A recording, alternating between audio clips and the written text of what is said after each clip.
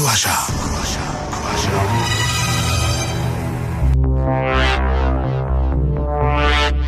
ABC radio 89.2 FM শুরু হয়ে গেছে কুয়াশা। সঙ্গে আছি শারমিন, আর সঙ্গে দুটো গল্প তো আছেই। প্রথম যে গল্পটি আজকে আমরা শুনবো, সে গল্পটির নাম হচ্ছে হরির হোটেল। লেখক সৈয়দ মুস্তাফা সিরাজ এবং পড়ে শোনাবে সেতু। আসুন তাহলে প্রথম পর্বটি এখন শুনি, তারপর একটা ছোট্ট বিরতি নিয়ে সরাসরি চলে যাব তার পরের পর্বে। তারপর গল্পটি একেবারে শেষ করে আবারও ফিরবো। আপনি আছেন কুয়াশায়, সঙ্গে আছে শারমিন, আর শুনছেন এবিসি রেডিও 89.2 FM। আর এখন শুনবেন গল্প হরির হোটেল।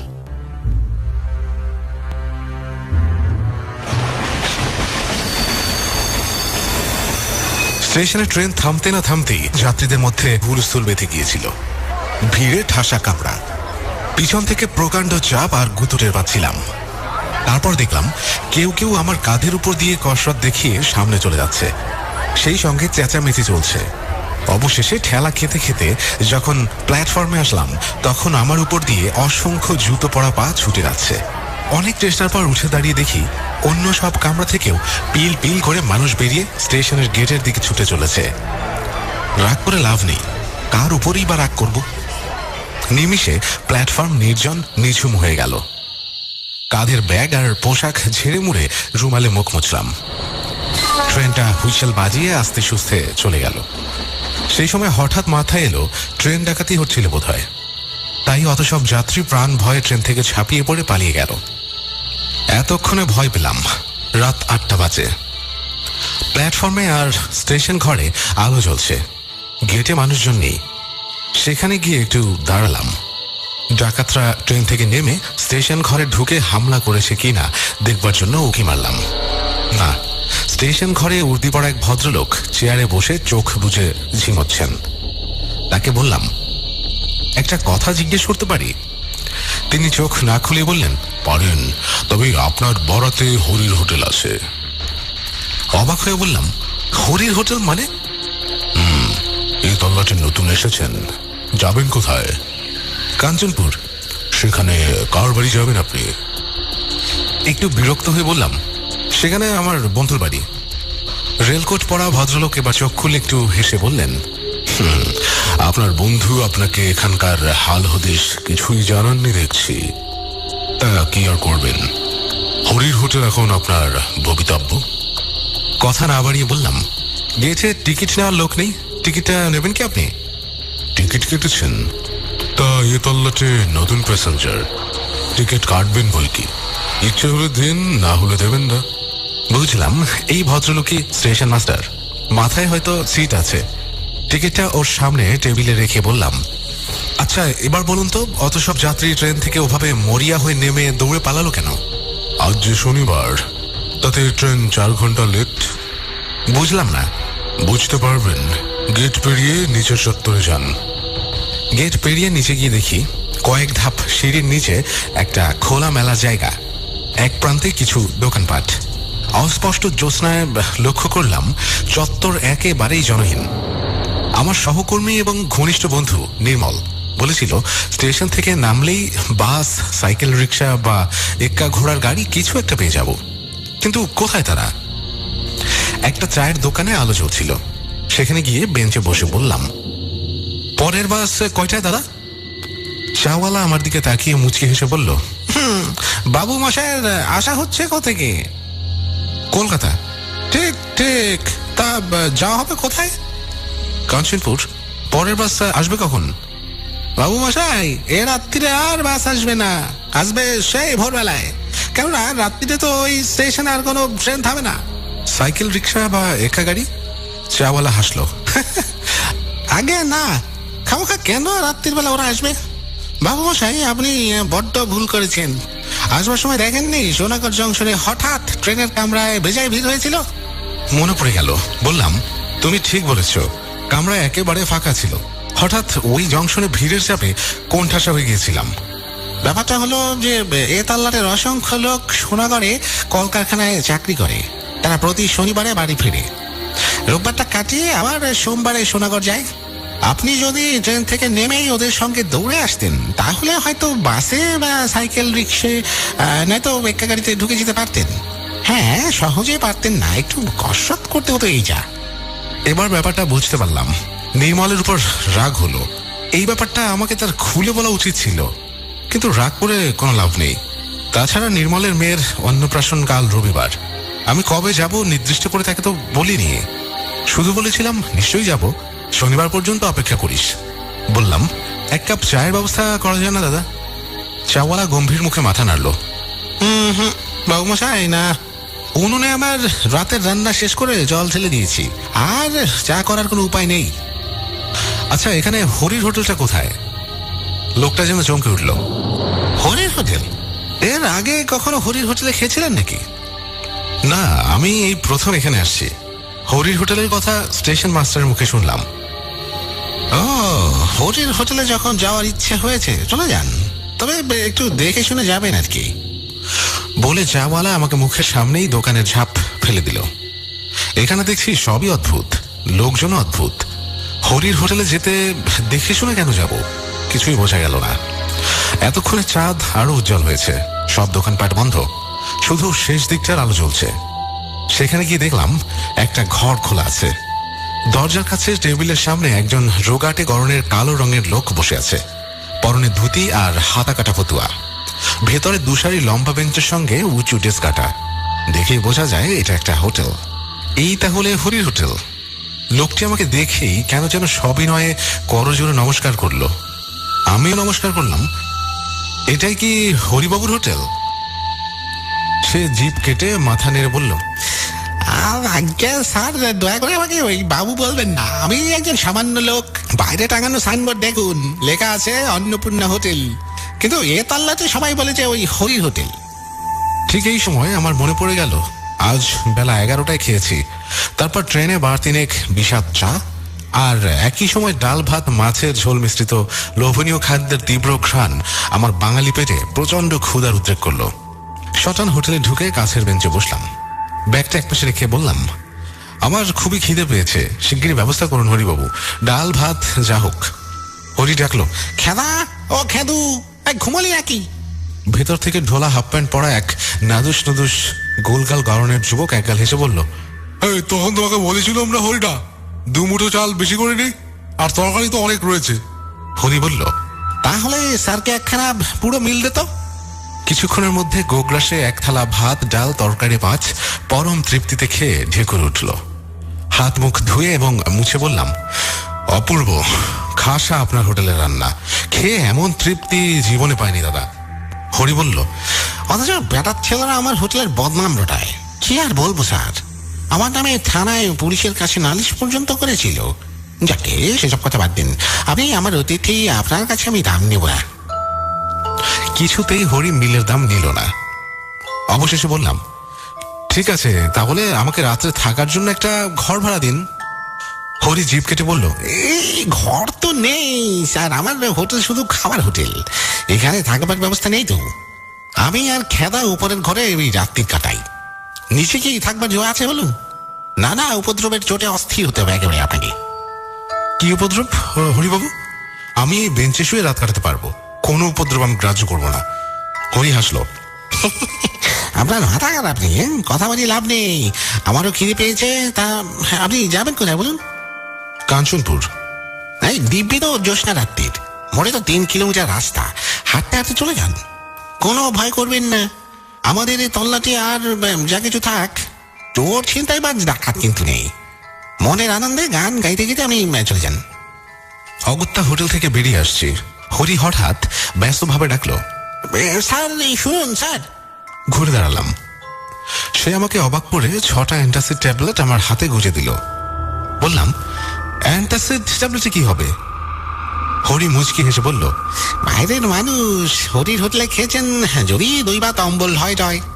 আপনি আমার এই রাত্রির একমাত্র খদ্দের স্যার, আপনি আমার সার্টিফিকেটও বটে। বলে সে হোটেলে ফিরে গেল।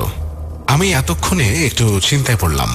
খেতে তো সবই সুস্বাদু মনে হচ্ছিল, তাই খেয়েছিও প্রচুর। প্যান্টের বেল্ট ঢিলে করতে হয়েছে, কিন্তু অ্যান্টাসিড কেন? দুধারে মাঠ, নির্জন পিচ রাস্তায় গুনগুন করে সত্যি মনের আনন্দে গান গাইতে গেতে হাঁটছিলাম আমি। জ্যোৎস্নায় চারিদিক বেশ স্পষ্ট। কিছু দূর চলার পর মনে হলো পেট বেজায় ওজনদার হয়ে উঠছে।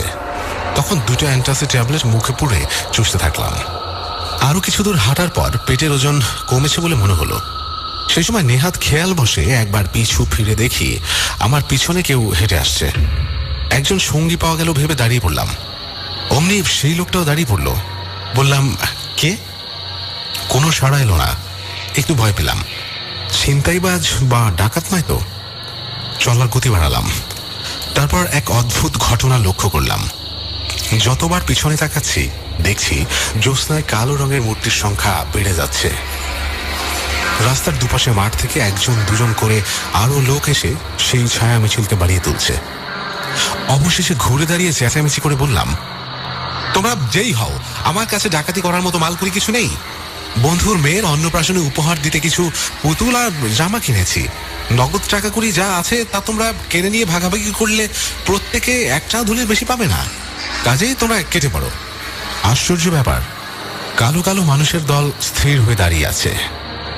তারপর আবার কিছুটা হেঁটে গিয়ে ঘুরে দেখি তারা সমান দূরত্বে আমাকে অনুসরণ করছে। এরা কারা? অজানা ত্রাসে শিউরে উঠলাম। সাহস দেখিয়ে খুব চেঁচিয়ে বললাম, সাবধান, আমার কাছে রিভলভার আছে। আমি কিন্তু পুলিশের লোক। গুলি করে মুন্ডু উড়িয়ে দেবো একেবারে। কিন্তু এই হুমকিতেও কাজ হলো না। আমি যত দ্রুত হাঁটছি তারা একই দূরত্বে নিঃশব্দে হেঁটে আসছে। আমি থমকে দাঁড়ালে তারাও দাঁড়িয়ে আছে। এই অদ্ভুত ছায়া কালো মিছিল পিছনে নিয়ে হেঁটে চলা সহজ ছিল না।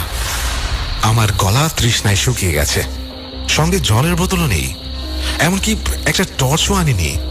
আতঙ্কে দিশেহারা হয়ে আমি দৌড়াতে শুরু করলাম। দৌড়াতে দৌড়াতে যতবার পিছন ফিরে তাকাচ্ছি সেই বিভীষিকারা আমাকে অনুসরণ করছে। কিছুক্ষণ পরে সামনে ঘন কালো গাছপালার ফাঁকে রাস্তার ধারে একটা মন্দির দেখতে পেলাম। কুয়াশা।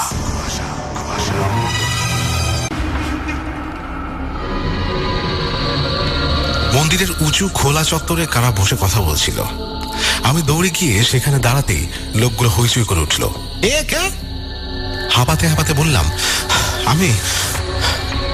কেউ ধমকে বলল, আমি কি? আগে আমি কলকাতা থেকে আসছি, যাব কাঞ্চনপুর। বাস ফেল করে বড় বিপদে পড়েছি আমি। একজন বলল, তাই বলুন, তা বিপদটা কি? একদল কালো কালো লোক আমাকে ফলো করে আসছে।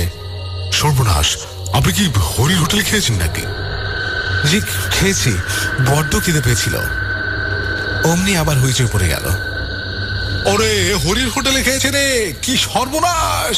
আমার একা নয়, সঙ্গে হরির হোটেলে খাওয়া পুরো দলটাকে সঙ্গে নিয়ে আমাদের গায়ে চলে এসেছে।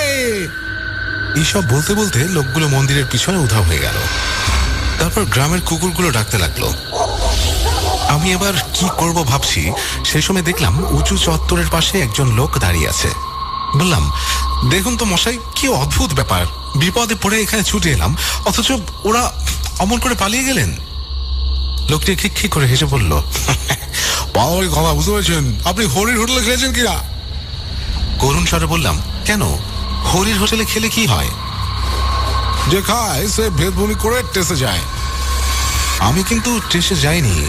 হরিবাবু আমাকে অ্যান্টাসিড দিয়েছিলেন, দুটো খেয়েছি। দুটোতে কাজ হয় না মশাই। এখন আপনার পেটে হরির হোটেলের ভাত আছে তো, তারই গন্ধে যত গন্ডগোল বেড়েছে।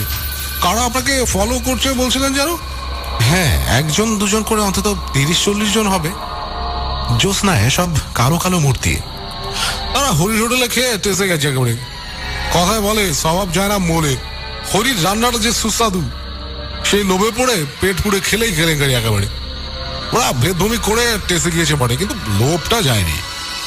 আপনার পেট থেকে হরির সুস্বাদু রান্নার গন্ধ টের পেয়ে ওরা আপনার পিছু নিয়েছে, বুঝতে পেরেছেন? বুঝলাম, কিন্তু আপনি দয়া করে আমাকে কাঞ্চনপুর পৌঁছে দিন। কাঞ্চনপুর তো আরো প্রায় 1 কিলোমিটার। সেখানে কাদের বাড়ি যাবেন আপনি? আগে আমি নির্মল সিংহের বাড়ি যাব। ও, সিংকি মশাইদের বাড়ি? চলুন, আমার বাড়ি ওই গ্রামেই, তবে সাবধান।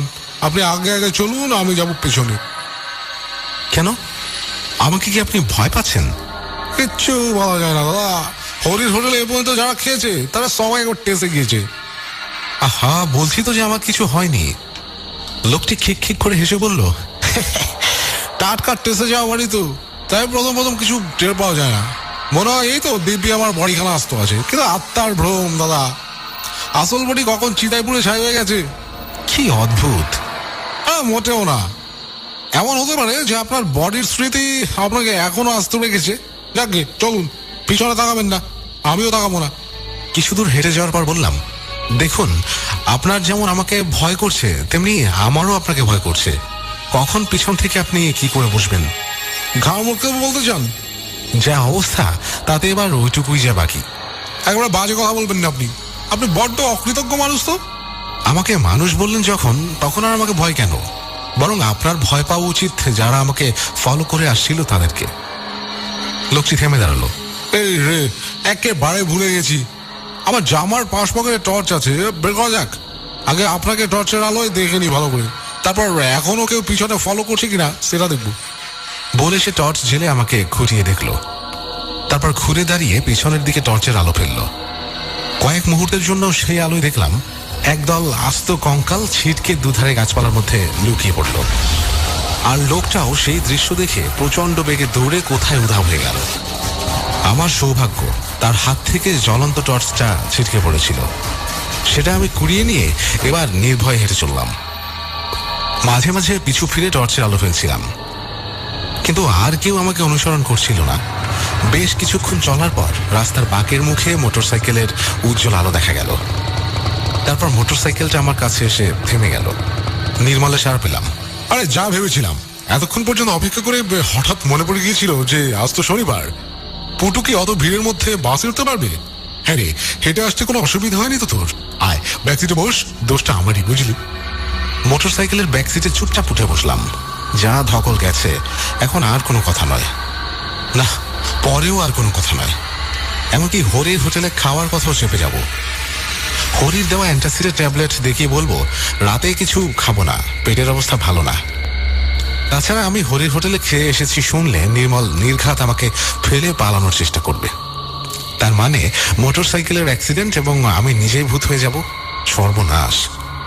শুধু একটাই ভাবনা, হরির হোটেলের ভাত যতক্ষণ না পুরো হজম হচ্ছে ততক্ষণ কি নির্মলের বাড়ির আনাচে কানাচে সেই ছায়া কালো মিছিলের মূর্তিগুলো গন্ধ শুকতে শুকতে ঘুরঘুর করে বেড়াবে?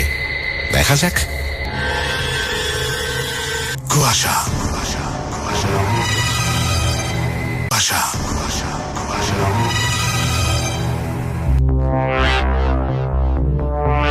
বন্ধুরা, এতক্ষণ ধরে শুনছিলেন গল্প হরির হোটেল, লেখক সৈয়দ মুস্তফা সিরাজ এবং পড়াশোনা আলো সেতু। একটু আগে শেষ হয়ে গেছে গল্পটি এবং সময় হয়ে গেছে এখন আমাদের দ্বিতীয় গল্পে যাবার।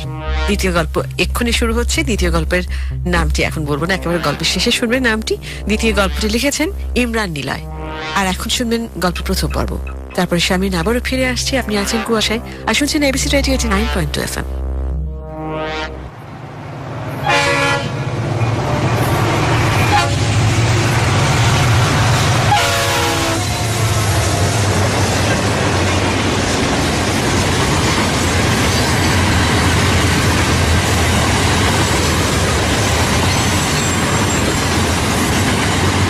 শম্পা যখন মিঠেখালি স্টেশনে নামলো তখন দুপুর ছুঁই ছুঁই। গাছগুলো নিচে আরাম করে ঝিমুচ্ছে অনুজ্জ্বল রোদ। ওদের নামিয়ে দিয়ে ট্রেনটা হাঁপানি রোগীর মতো কাশতে কাশতে বিদায় নিয়েছে। হাবিব একজন গবেষক, পুরাতত্ত্ব বিশেষজ্ঞ। প্রাচীন সময় নানা নিদর্শন নিয়েই ব্যস্ত সবসময়। পুরাতত্ত্বের উপর বেশ কিছু বইও লিখেছে সে। বইগুলো দেশি বিদেশি গবেষকদের কাছে বেশ প্রশংসিত হয়েছে। কিছুদিন আগে সরকারের পুরাতত্ত্ব অধিদপ্তর থেকে তাকে একটি চিঠি পাঠানো হয়েছে।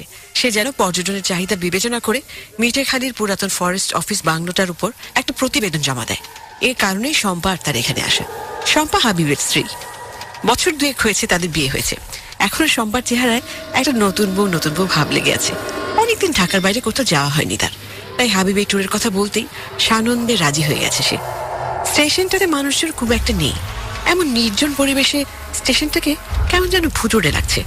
হাবিবদের ফরেস্টের বাংলোতে নিয়ে যাওয়ার জন্য স্টেশনে একজন কেয়ারটেকার থাকার কথা, কিন্তু কেয়ারটেকার তো দূরে থাক, একজন দুজন মানুষের দেখাও মিলছে না। তারা এখন কি করবে চিন্তা করতে করতেই ওয়েটিং রুমের সামনে দাঁড়ানো ভদ্রলোককে দেখতে পেল। স্টেশন মাস্টার ভদ্রলোকটি নিরীহ, ভালো মানুষ ধরনের।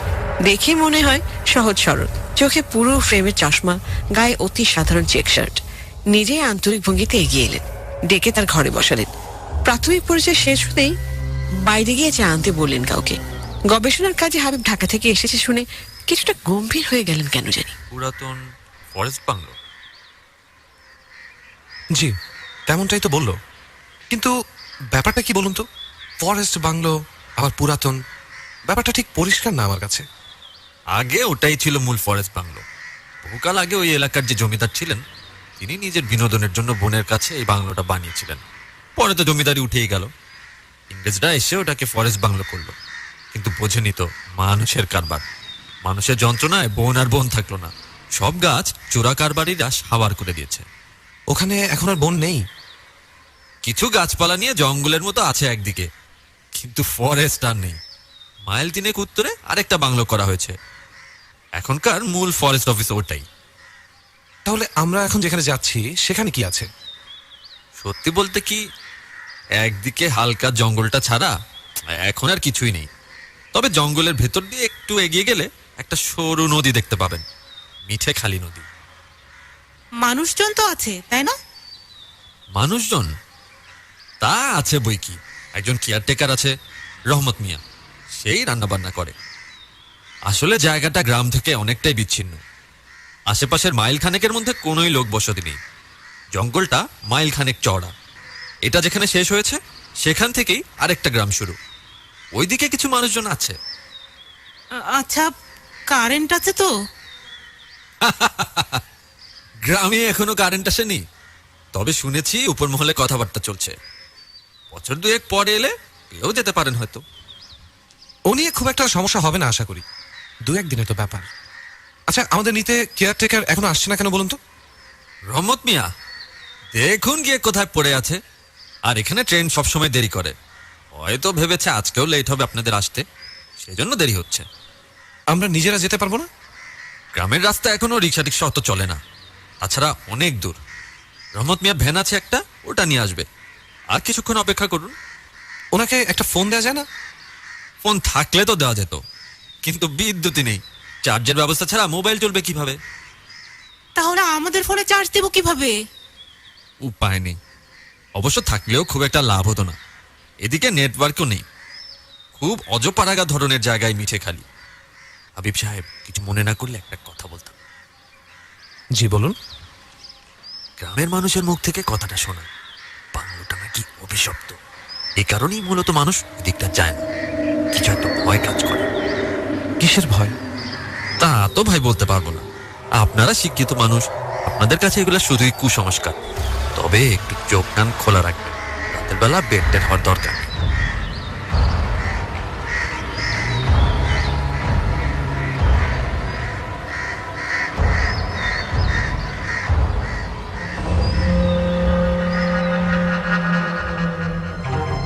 স্টেশন মাস্টারের কথায় সম্পা চমকে উঠে হাবিবের দিকে তাকালো। হাবিব একটা হাসির মতো কিছু একটা করে ওকে অভয় দেওয়ার চেষ্টা করলো, কিন্তু তাতে খুব লাভ হলো না।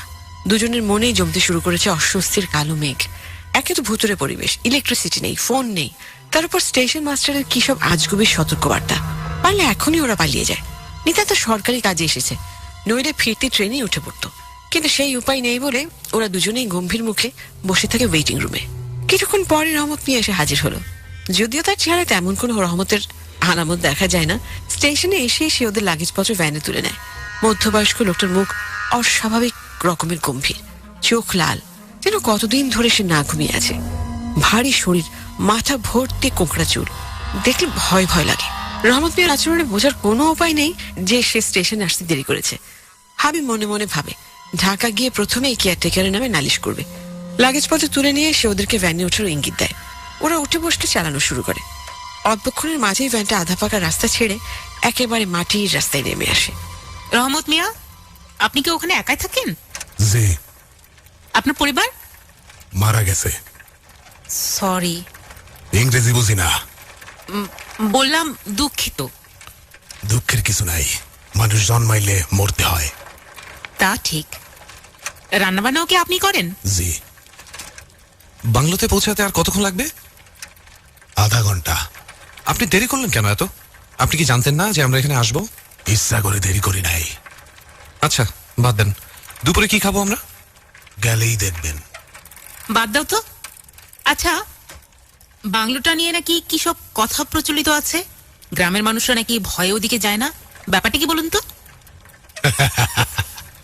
যাইতেছেন তো, নিজের চোখেই দেখবেন।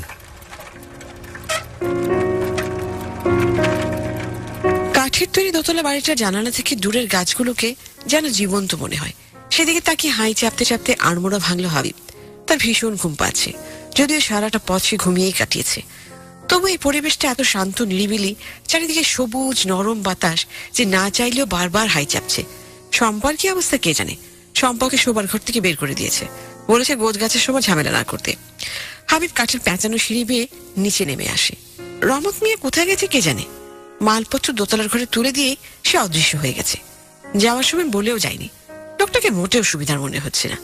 এসব ভাবতে ভাবতে হাবিব বাংলোর পাটাতন থেকে নেমে আসে। চারিদিক বড় বেশি চুপচাপ বলি কিনা নানা রকম পাখির ডাকাটাকে কেমন যেন অস্বাভাবিক লাগে। বাংলোটা খুব বেশি বড় না, কিন্তু ছিমছাম সাজানো গোছানো একটা কাঠের মজবুত পাটাতনের উপর পুরোটা বাড়ি দাঁড়িয়ে। সব মিলিয়ে দোতলা। ওপরের তলায় শোবার ঘর, সাথে টানা বারান্দা, নিচে খাবার ঘর, রান্নাঘর, একটা প্যাঁচানো সিঁড়ি রয়েছে ওপর নিচে যাতায়াত করার জন্য। সারা বাড়িতে একটা কাঠ কাঠ গন্ধ। কাঠের তৈরি এত পুরনো একটা ঘর কিভাবে এখনো এত মজবুত থাকতে পারে তা না দেখলে বিশ্বাস হতো না। হাবিব কাঠের দেয়াল পরীক্ষা করে দেখেছে, কাঠের উপর কিছু একটা মসৃণ আবরণ আছে যেন। কে জানে প্রাচীনকালের মানুষদের নানা রকম টেকনিক থাকতো যা দেখে এখনকার যুগে এসে বিস্মিত হতে হয়। মিশরের পিরামিডের রহস্য এখনো শতভাগ জানা যায়নি। কিভাবে এত হাজার বছর আগের মানুষেরা এসব বিরাট বিরাট পাথরখণ্ড এত উঁচুতে তুলেছিল কে জানে।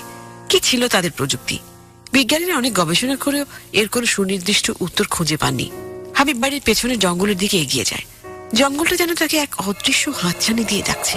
বোঝাই যাচ্ছে আগে গাছপালা দিয়ে আরো ঢাকা ছিল জঙ্গলটা, তবে পাতলা হলেও গাছগুলো বেশ খানিকটা উঁচুতে উঠে মাথা ঠেকিয়ে দাঁড়িয়ে আছে বলে সূর্যের আলো ঠিকঠাক মতো মাটিতে এসে পৌঁছায় না।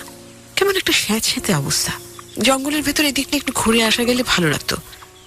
যাবে নাকি একবার, কিন্তু শম্পাকে একা রেখে যেতেও ইচ্ছে করছে না। সে বাংলোর দিকে তাকাতেই দেখলো শম্পা তাকে দেখে এদিকে আসছে। এই যে আপনি এখানে, আর আমি খুঁজে মরছি। তুমি কাজ করছিলে, তাই ভাবলাম এদিকটা একটু দেখে যাই। তা কি কি দেখলে? একটা হাতি, 3টা ঘোড়া, 2টা ডাইনি, একটা রাজকন্যা। বাহ, তা কোথায় ওরা সব? রাজকন্যা ছাড়া সবাই বিদায় নিয়েছে। বাবা, জঙ্গলের কাছে এসে দেখি খুব রোমান্টিক হয়ে গেছে।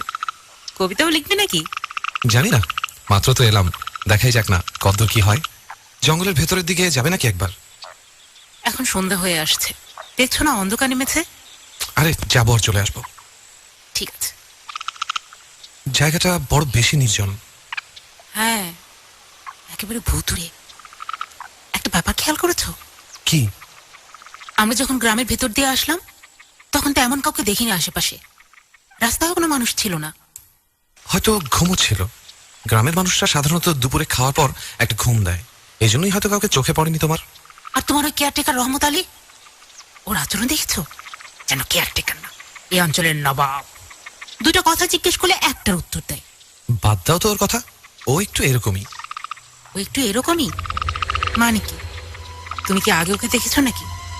না, মানে মনে হলো আর কি। চলো ওদিকটা যাই। আমার আর এখানে ভালো লাগছে না, চারদিকে অন্ধকার হয়ে আসছে। আমি তোমাকেও ঠিক মতো দেখতে পাচ্ছি না। বাতাসটাও কিরকম ভ্যাপসা, খুব গরম লাগছে। চলো ফিরে যাই। আহা, আর একটু যাবো। বললাম তো আমি আর ভেতরে যাবো না। এমন করছো কেন? আর একটু সামনে গিয়েই ফিরে আসবো, চলো। হাত ছাড়ো বলছি। হাবিব, কি হয়েছে তোমার? তোমার হাত এত ঠান্ডা কেন? চলো ফিরে যাই, হাত ছাড়ো।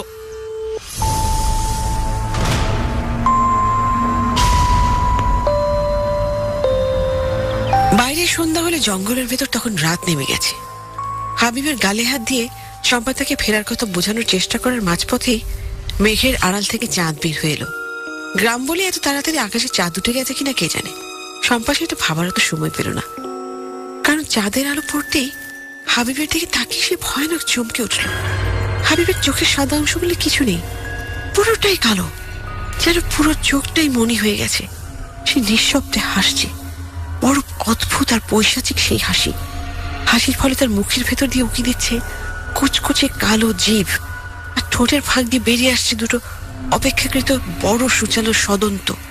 সম্পদ চিৎকার করে ছিটকে পড়ে একদিকে, মাটিতে পড়ে থাকে একটা ডালে পা লেগে হুমড়ে খেয়ে পড়ে বনের কিছুটা পিচ্ছিল মাটিতে। সম্পদ বুঝতে পারে না কি হচ্ছে এসব। হাবিব এভাবে বদলে গেল কিভাবে?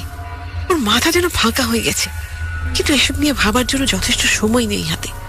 শুধু এটুকু বুঝতে পারছে কিছু একটা ঠিক নেই। ওর ভেতর থেকে কেউ একজন ফিস ফিস করছে, পালাও পালাও। আদৌ অন্ধকারেও দেখে হাবিব ওর থেকে ধীরে ধীরে এগিয়ে আসছে। কোনো তাড়াহুড়ো নেই যেন। শম্পা একটু একটু করে পেছোতে থাকে, কিন্তু কতক্ষণ? হাবিব এসে ওর উপর ঝুঁকে বসে। ওর শরীর থেকে একটা তীব্র দুর্গন্ধ বের হচ্ছে। শম্পার গলা দিয়ে কোনো কথা বের হয় না। আতঙ্কে ওর গলা শুকিয়ে কাঠ হয়ে গেছে, চিৎকার করার শক্তিটা অবশিষ্ট নেই। হাবিব ওর ঘাড় লক্ষ্য করে মুখ নামিয়ে আনলো। ও জানে ওর সময় শেষ হয়ে আসছে। আজ এই নিঝুম বনের ভেতর ও লাশ পড়ে থাকবে, কেউ টের পাবে না। যতক্ষণে ঢাকায় বাবা মার কাছে খবরটা পৌঁছবে ততক্ষণ বড় দেরি হয়ে যাবে। আদৌ পৌঁছবে কিনা কে জানে। বাবার মুখটা মনে হতেই শম্পা ফুপিয়ে ওঠে। একই সাথে ভয়ঙ্কর পরিস্থিতির মাঝেও কি একটা জেদ চেপে বসে ওর। তীব্র ঝটকায় ধাক্কা দিয়ে সরিয়ে দেয় পিশাচটাকে। তারপর কোনো রকম একটা গাছ ধরে উঠে দাঁড়ায়। ভীষণ হাঁপাচ্ছেও, মনে হচ্ছে যে কোনো সময় ফুসফুস ফেটে যাবে। পিশাচটা ততক্ষণে সামলে নিয়েছে। অন্ধকারে চেহারা বোঝা যায় না, কিন্তু তবুও মনে হয় একটু আগে সেই হাসিটা আর নেই। তা এখন বদলে গেছে অমানসিক হিংস্রতায়। সে সোজা এগিয়ে আসছে শম্পার দিকে। শম্পা বুঝলো এটাই শেষ সুযোগ। সে অন্ধকারে আন্দাজের উপর ভর দিয়ে একদিকে দৌড়তে লাগলো। ও যত দ্রুত সম্ভব ছোটার চেষ্টা করছে, তবে তাতে খুব একটা সুবিধা হচ্ছে না। গাছের ডালপালা নিচু হয়ে ওর চলার পথে বাধা সৃষ্টি করছে। কেটে যাচ্ছে এখানে সেখানে, শরীরটা আবার সহ্য করতে পারছে না। ওর মনে হচ্ছে এক্ষুনি ও জ্ঞান হারাবে, কিন্তু মোটেও থামার উপায় নেই। পেছনের জান্তব চিৎকার করতে করতে ছুটে আসছে ভয়ঙ্করতম মৃত্যু। এভাবে কতক্ষণ দৌড়েছে জানে না। হঠাৎ কোনো কিছুর সাথে তীব্র একটা ধাক্কা খায় সে। তাল সামলাতে না পেরে পড়ে যায় মাটিতে। যখন মাথা তোলে অন্ধকারে সেও চিনে ফেলে মানুষটাকে। হাবিব, তার স্বামী, যে কিনা আজ সন্ধ্যায় হঠাৎ করে বদলে গেছে এক পিশাচে। আর এই অন্ধকার জঙ্গলে হামলে পড়েছে তার উপর। শম্পা ভয়ে কুঁকড়ে যায়। তাকিয়ে দেখে এগিয়ে আসছে হাবিব। আমাকে ছেড়ে দাও, আমাকে ছেড়ে দাও প্লিজ। মেরো না, মেরো না আমাকে, মেরো না। হাবিব, তুমি শম্পা তো? হ্যাঁ, কিন্তু কি হয়েছে আমি তো কিছু বুঝতে পারছি না। আমি তোমার সাথে জঙ্গলের ভেতরে আসলাম, তুমি তারপর কেমন যেন বদলে গেলে, তাড়া করলে আমাকে। এখন তুমি ঠিক আছো তো? আমি ঠিক আছি, কিন্তু আমি তোমাকে তাড়া করিনি। কি বলছো? সত্যি বলছি। তুমি কাজ করছো দেখে আমি একা একা হাঁটছিলাম। একটু পরে তুমি এসে বললে জঙ্গলের ভেতরটা দেখবে। আমি রাজি হয়ে গেলাম, কিন্তু অনেক দূর গিয়ে হঠাৎই কেমন বদলে গেলে তুমি। আমি কোন রকম পালিয়ে এসেছি, ছুটতে ছুটতে হঠাৎ ধাক্কা খেলাম। তাকিয়ে দেখি তুমি মাটিতে পড়ে আছো বলে দৌড় দেইনি। কিন্তু আমাকে তো তুমি বললে জঙ্গলের ভেতরটা দেখবে। তারপর? শম্পা শান্ত হও। আমাদের কারোই এখানে দোষ নেই। আমি বোধহয় ব্যাপারটা আজ করতে পারছি। আমাদের দুজনকেই ডেকে আনা হয়েছে জঙ্গলে। প্রথমে তোমার রূপ ধরে কেউ আমাকে নিয়ে আসে ভেতরে। তারপর সত্যিকারের তুমি যখন বেরিয়ে এলে তখন দেখলে আমাকে। এই আমি না, অন্য আমি। কিন্তু জানি না কতটা অবিশ্বাস্য কথা বলছি আমি, নিজের কাছেও আজগুবি লাগছে। কিন্তু বিশ্বাস করো, এই মুহূর্তে এসব বিশ্বাস অবিশ্বাসের কোনো মূল্য নেই। আমাদের বিশ্বাস করতে হবে শুধু নিজেদেরকে। এটাই সবচেয়ে দরকারি এখন। একসাথে থাকতে হবে, একটুও আড়াল হওয়া চলবে না। কিন্তু কি করবো এখন আমরা? চারদিকে অন্ধকার হয়ে গেছে, কোন দিকে যাবো? কারো হাঁটা শব্দ পাওয়া যাচ্ছে। কেউ তো হতে পারে। এই রাতের বেলা জঙ্গলে? না, স্টেশন মাস্টারের কথা শুনোনি? এদিকে কোনো মানুষজন থাকে না। পায়ের আওয়াজ এগিয়ে আসছে, মনে হচ্ছে কাউকে খুঁজছে। কুয়াশা, বিশ্বস্ততায় সব সময় আপোষহীন। কুয়াশা।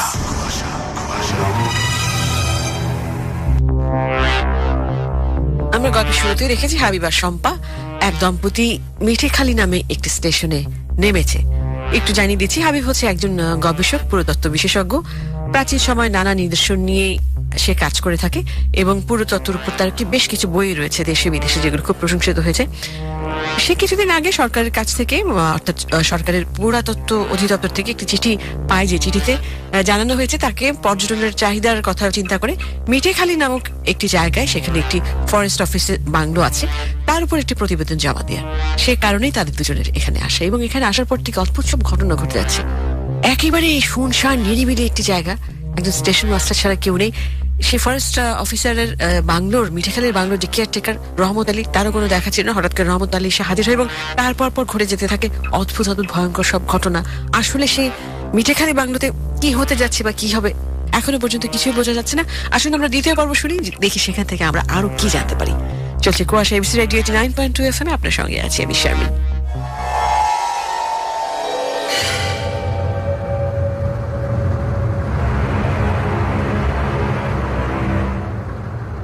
ঠিক এই সময় পেছন থেকে কেউ হাবিবের কাঁধে হাত রাখলো।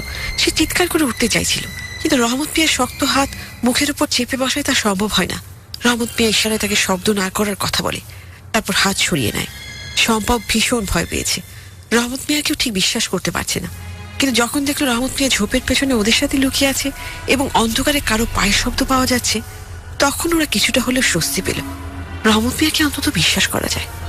অনেকক্ষণ ওরা এভাবে লুকিয়েছিল। তারপর পায়ের আওয়াজ আস্তে আস্তে দূরে সরে গেলে রহমত মিয়া ফিসফিস করে হাবিবা সম্পাকে তার পেছনে পেছনে আসতে বলল। ওরা কোনো কথা না বাড়িয়ে যতটা সম্ভব নিঃশব্দে দ্রুত পায়ে তাকে অনুসরণ করতে লাগলো। জঙ্গলের এই দিক দিয়ে ওরা একটু আগে দৌড়ে এসেছে। তখন কি ভয়ঙ্কর লাগছিল, অথচ এখন বুকের মাঝে ড্রাম পেটার আওয়াজ পেলেও অতটা ভীতিকর লাগছে না। দীর্ঘ সময় ওরা বনের ভিতর দিয়ে হাঁটলো। কারো মুখে কোনো কথা নেই, যেন বিস্ময়ে বোবা বনে গেছে। আসলে প্রচন্ড ক্লান্তি আর পিপাসে ওরা কাহিল হয়ে পড়েছে। কথা বলে আর শক্তি নষ্ট করতে চায় না হয়তো।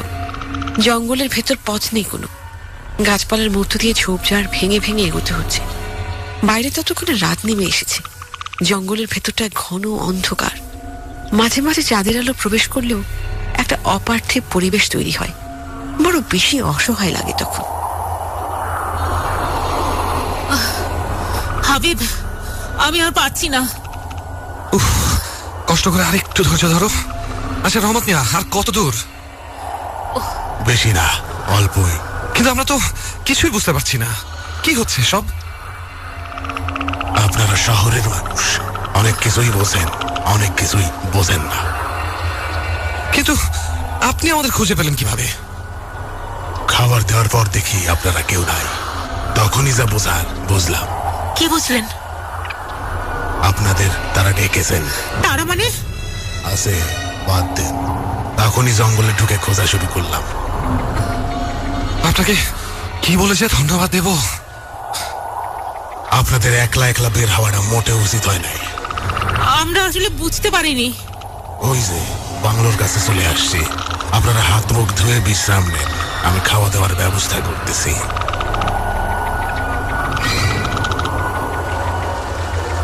খাওয়ার কথা শুনে ওদের দুজনের পেটের ভেতরটা মুচড়ে উঠলো। মনে পড়লো সারাদিনে প্রায় কিছুই খাওয়া হয়নি। এটা মনে হতে মাথাটা চক্কর দিয়ে উঠলো। কি ভীষণ ভয়ঙ্কর সময় ওরা পার করে এসেছে ভেবে নিজেরাই শিউরে উঠল। সেই সাথে ওটা ঘটে গেছে বলে কিছুটা স্বস্তিও পেল। কিন্তু যে বিপদ সামনে এগিয়ে আসছে সে সম্পর্কে যদি ওদের বিন্দুমাত্র ধারণা থাকতো, তাহলে মোটেও স্বস্তি বোধ করার সাহস হতো না হাবিবা সম্পার। অবশেষে ওরা বাংলোর ভেতরে প্রবেশ করে আবার নিরাপদ বোধ করলো। জঙ্গলের ভেতর ভ্যাপসা গরম, কিন্তু এখানে উল্টোটা, বরং কেমন যেন ঠান্ডা হাওয়া দিচ্ছে। বারান্দায় দাঁড়ালে শরীর জুড়িয়ে যায়। সম্পার হাবিব পাশাপাশি দাঁড়িয়ে থাকে। দূরে মাথা উঁচু করে আছে গাছপালার দল। কিছুক্ষণ আগের ওই ভয়ঙ্কর জঙ্গল, সেদিকে চোখ পড়তে ওদের শরীর কেঁপে ওঠে। মেরুদণ্ড দিয়ে নেমে যায় ভয়ের শিরশিরের স্পর্শ। ওদের মনে হয় জঙ্গলের ভেতর থেকে কেউ ওদের শীতল চোখে লক্ষ্য করছে। এই অনুভূতিটা এত তীব্র যে ওরা চোখ সরিয়ে নিতে বাধ্য হয়। একে অন্যের হাত ধরে রাখে শক্ত করে। হাত মুখ ধুয়ে কাপড় পাল্টে ওরা নিচতলায় নেমে আসে। টেবিলে খাবার ঢেকে রাখা, কিন্তু আশেপাশে কোথাও রহমত মিয়াকে দেখে না বলে কিছুটা বিস্মিত হয়। কোথায় গেল লোকটা? একটু পরপর কোথায় হাওয়া হয়ে যায়। এসব নিয়ে অবশ্য বেশিক্ষণ ভাবনা চিন্তা করার সুযোগ পায় না ওরা। খিদের জ্বালায় দুজনের অবস্থায় কাহিল। চুপচাপ খেতে বসে যায়। খেতে বসে আবার অবাক হওয়ার পালা। মাছ মুরগি সব কয়েক পদের তরকারি। রহমত মিয়া এত কিছু করলো কখন? কিন্তু এটা নিয়ে বেশিক্ষণ চিন্তা করার সময়ও পায় না ওরা। তার আগে ওদের হাত সচল হয়ে ওঠে খাবারের উপর। খিদে পেট একেবারে চৌচো করছে। কি একটা দিন গেল। আমার এখানে আর মোটো ভালো লাগছে না। ভালো কি আমারও লাগছে, পারলে এক্ষুনি ঢাকা চলে যাই। চলো তাই করি। ভীষণ অস্বস্তি হচ্ছে আমার। কিন্তু আমার কাজ, অবশ্য একটা কারণ দেখিয়ে অ্যাপ্লিকেশন করলে আর ঝামেলা থাকবে না। তাহলে চলো। কিন্তু চলো চলো করলেই তো আর যাওয়া যাবে না। এখান থেকে স্টেশনে যেতে হবে, গ্রামগঞ্জের স্টেশন। কখন ট্রেন আসে ঠিক ঠিকানা নেই। আগে রহমত মিয়াকে স্টেশনে পাঠিয়ে খবর নিয়ে আসতে হবে, তারপর যেতে হবে। কিছু না জেনে আগে থেকে গিয়ে বসে থাকা যাবে না। তাহলে তাই করো। কিন্তু এই রহমত মিয়াকে তো দেখছি না কোথাও। কোথায় যে চায় লোকটা, ওকে দেখলেই বলে দেবো। কিন্তু রাত কত হয়েছে খেয়াল আছে? গ্রামে এটাই অনেক রাত। বললেও কালকে সকালের আগে সে স্টেশনে যেতে পারবে না। এই রহমত মিয়াকেও আমার খুব অস্বাভাবিক লাগছে। প্রথম প্রথম আমারও লাগছিল, কিন্তু ওর সময় মতো জঙ্গলে উপস্থিত না হলে আরো বড় বিপদে পড়ে যেতাম আমরা। সেটা ঠিক আছে, তবে আমার কেমন জানি পছন্দ হচ্ছে না লোকটাকে। কিন্তু কারণটা কি? জানি না ঠিক। মেয়েরা না প্রাকৃতিক ভাবে অপেক্ষাকৃত দুর্বল বলে হয়তো তাদের ভেতর ভালো খারাপ বুঝে নেওয়ার একটা ষষ্ঠ ইন্দ্রিয় কাজ করে। তুমি বুঝবে না এটা। আচ্ছা বুঝলাম, কিন্তু তুমি খাওয়া শেষ করো তো, রাতটা কোনো রকমে কাটিয়ে দিই। কালকে সকালেই কিছু একটা ব্যবস্থা করে ফেলবো। ঠিক আছে।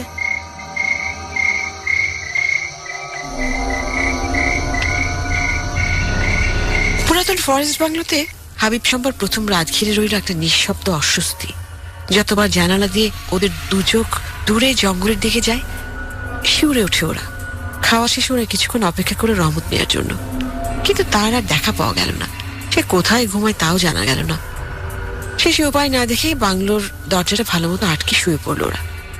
দূরে মাথা উঁচু করে জেগে রইল জঙ্গলটা। ওটাকে মাথা থেকে দূর করে ঘুমানোর চেষ্টা করতে লাগলো, অথচ প্রচন্ড ক্লান্তি সত্ত্বেও ওদের চোখে ঘুম আসছিল না। রাত বাড়ার সাথে সাথে শুরু হলো নানা রকম আওয়াজ, যেমন কখনো ওরা এত রকম আওয়াজ শুনেনি। এতে মিশে আছে প্রাণীর ডাক, ঝিঝি পোকার ডাক, জঙ্গলের শব্দ। কোনো কোনো আওয়াজ মনের ভিতর ভয় ধরিয়ে দেয়, কোনো কোনো শব্দ শুনে মানব শিশুর কান্নার মতো মনে হয়। একে তো জঙ্গলের পাশে, সাথে নতুন জায়গা, তার উপরে বিচিত্র অভিজ্ঞতা, সব মিলিয়ে ঘুম আসবে না বুঝেই যেন এপাশ ওপাশ করতে থাকে হাবিব। এক একটা অদ্ভুত আওয়াজ শুনে আর চমকে যায়। ওর মনে হয় পৃথিবী থেকে অনেকটা দূরে, সভ্যজগৎ থেকে একেবারে বিচ্ছিন্ন ওরা। নিজের সম্পর্কে অভয় দিয়েছে বটে, কিন্তু একটা অশুভ আশঙ্কা ওকেও মনে মনে তাড়া করে ফিরছে। বাংলোয় ফিরে মোবাইল দুটো চেক করেছে ও। চার্জের অভাবে অনেক আগেই বন্ধ হয়ে গেছে। জগতের সাথে যোগাযোগের শেষ উপায়টাও বন্ধ হয়ে গেছে। এসব ভাবতে ভাবতে কখন যে চোখে ঘুম নেমে আসে হাবিব নিজেও টের পায় না। প্রচন্ড পিপাসা নিয়ে ঘুম ভাঙে সম্পার। জেগে একটা নতুন জায়গায় নিজেকে আবিষ্কার করে চমকে যায়। কাঠের দেয়াল, নানা পদের শব্দ, কোথায় সে? কিন্তু কিছুটা ধাতস্থ হতেই পাশে ঘুমন্ত হাবিবকে দেখে কিছুটা স্বস্তি পায় সে। তার মনে পড়ে যায় বাংলোর কথা, জঙ্গলের ভয়ঙ্কর অভিজ্ঞতার কথা। সেই সাথে পরিচিত ভয়টাও ফিরে আসে। শম্পা বিছানায় উঠে বসলো। প্রচন্ড পানির পিপাসা পেয়েছে, কিন্তু চারিদিকে চোখ বুলিয়ে হতাশ হলো। উপরে ওঠার সময় পানির জগ আর গ্লাস নিয়ে আসা উচিত ছিল। সে আবার ঘুমোতে চেষ্টা করলো। না, গলা শুকিয়ে কাঠ হয়ে আছে। এই অবস্থায় ঘুম আসবে না। নিচে নেমে পানি খেতে হবে, কিন্তু সাহসে কুলোচ্ছে না। শম্পা ভীতু নয়, তবে আজকের কথা আলাদা। যা যা হয়েছে আজকে, এরপরে ভয় না পেয়ে উপায় কি? তাছাড়া হাবি বলেছে একসাথে থাকতে সবসময়। আচ্ছা, ওকে কি জাগাবে? কিন্তু দুজনেরই তো খুব ধকল গেছে আজ। বেচারা আরাম করে ঘুমোচ্ছে, ঘুমাক। শম্পা পা টিপে টিপে পেঁচানো সিঁড়ি বেয়ে বেয়ে নিচে নেমে আসলো। নিজের ঘরের টেবিলের উপর একটা হারিকেন জ্বলছে। সে আলোয় অন্ধকার দূর হয়নি, বরং যেন আরো গাঢ় হয়ে চেপে বসেছে চারিদিকে। সে কোনো দিকে না তাকিয়ে দ্রুত এগিয়ে যায় টেবিলের দিকে। তার ধারণা অন্যদিকে তাকালে সে ভয়ঙ্কর কিছু একটা দেখে ফেলবে, কিন্তু ধীরে ধীরে তার ভয় কমে আসে। সে একটা চেয়ার টেনে বসে, আস্তে করে গ্লাসে পানি ছাড়ে, তারপর এক চুমুকে সবটা গলায় চেলে দেয়। উঠতে যাবে এমন সময় পায়ের আওয়াজ পেয়ে চমকে ওঠে সে। কাঠের মেঝেতে হাঁটলে একটা শব্দ হয়। নিঃশ্বাস বন্ধ করে সে তাকিয়ে থাকে সামনে, কিন্তু বেশিক্ষণ অপেক্ষা করতে হয় না। হাবিবকে দেখে হাসি চলে আসে তার। কেমন এলোমেলো পায়ে এগোচ্ছে।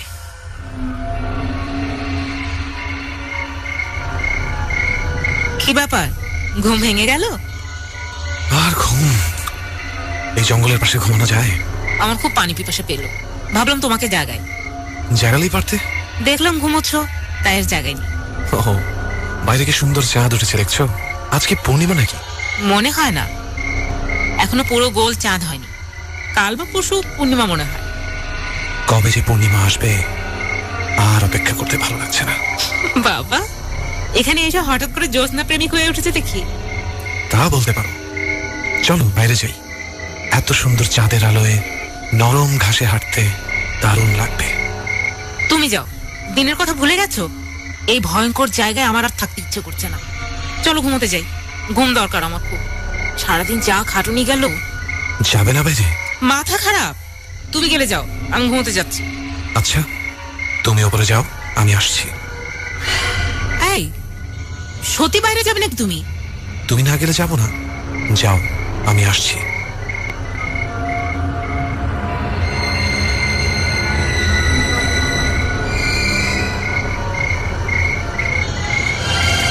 শম্পার কিছু না বলে উপরে উঠে এলাম।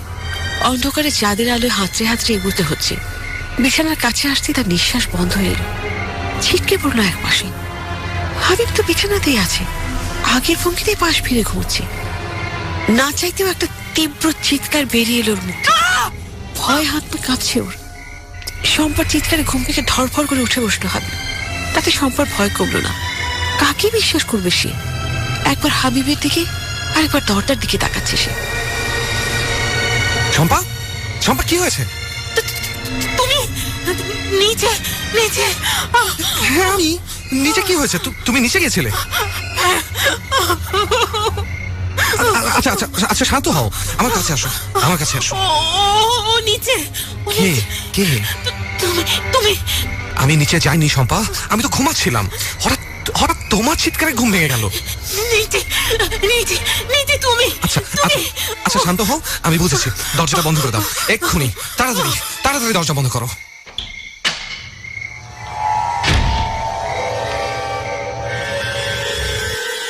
কুয়াশা, কুয়াশা,